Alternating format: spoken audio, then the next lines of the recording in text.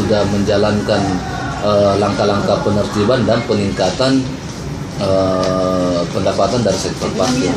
Kemudian PD Pasar walaupun masih banyak yang belum tertata, tetapi sudah ada langkah-langkah yang dilakukan oleh PD Pasar dalam melakukan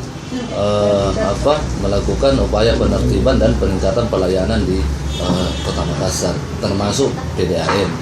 Nah, tetapi tiga perusda lain seperti RPH, kemudian BPR dan terminal itu sama sekali tidak menunjukkan langkah-langkah atau kinerja perbaikan dalam dua hal, perbaikan pelayanan dan perbaikan dalam sisi pendapatan asli daerah.